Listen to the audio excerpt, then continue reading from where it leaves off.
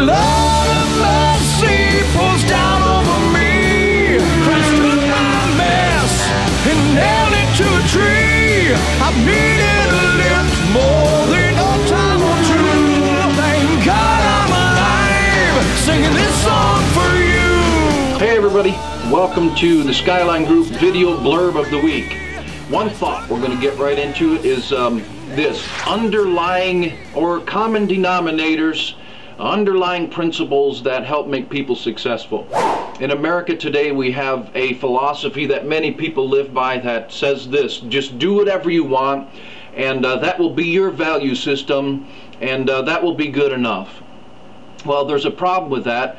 Many times they build those value systems on no standard whatsoever. Shifting sand, it's a very mystical thing. It's a very, it's like mercury. You can't pin it down. There's no proven past to it. It's not a staple, and so these people will end up not experiencing great levels of success. Watch Proverbs. It says this: there is a way that seems right to men, or to women, to mankind, but that end of that is destruction. The Message Bible says this: there is a way that looks harmless enough, but look again, it leads to hell. None of us wants to experience hell on earth, or even the real hell. There is a real hell, and a heaven to gain and a hell to lose. None of us wants to experience destruction in our life. We want success. And so let's look at the first principle of many of successful people, characteristics of successful people. And here's the big daddy of them all, I think, the first one that we need to talk about. Successful people build on the standards of past successful people. That's right. Think about this. You become who you hang out with. You hang out with people who are foolish and have no success, who are living a riotous, drunken lifestyle, and that's probably what you'll live. And you'll reap the harvest of sowing all those goofy, funny seeds. But if you hang out with successful people, guess what? You're going to be more successful. They will help you. They'll surround you. They'll encourage you and give you great counsel and get you on your way to the road to success. So find people who have followed people from the past that were successful, who followed people from the past that were successful, right? The great grandfathers and grandmothers who lived successful lives and adhered to certain principles. Follow those people who have followed those people who follow those people.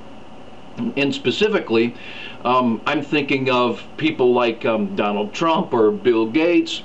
Closer to home for me, closer and more dear to my heart, maybe Billy Graham, Joyce Myers, other great ministers on TV who help thousands of people.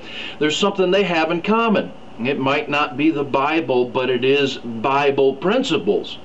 Bill Gates might not know he's operating by biblical principles, but God, way back at the foundation of all of this, set up principles, put them into motion in the supernatural realm, if you will. And when we live by them, we'll experience different levels of success. Now, I don't believe necessarily that, Bill Gates and Donald Trump and other people who are not going full tilt for God are experiencing the fullness of God's blessing. They could.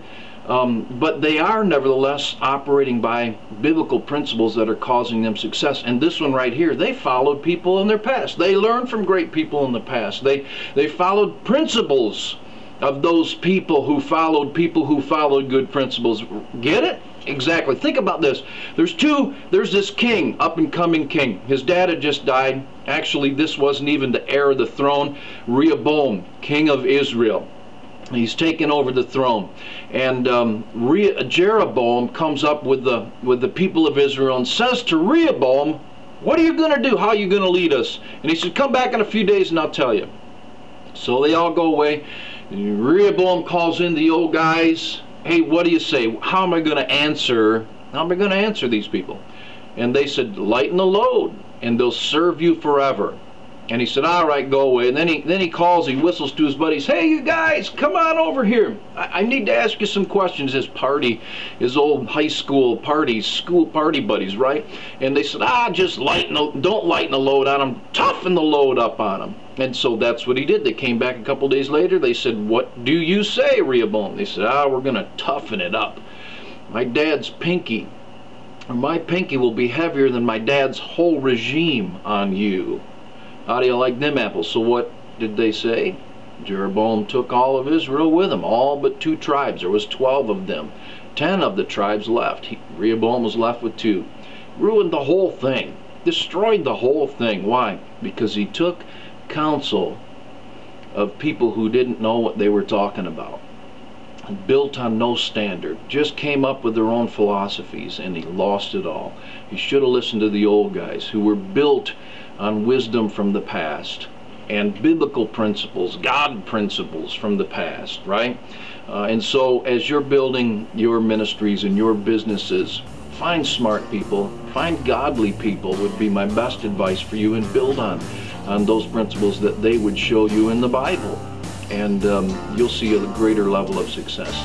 All right, enough of that. In a couple of weeks, over the next couple weeks, we'll look at some more of these principles. The underlying principles, the common denominators of successful people. Until then, God bless you. A flood of mercy pours down over me. Christ took my mess and nailed it to a tree. I need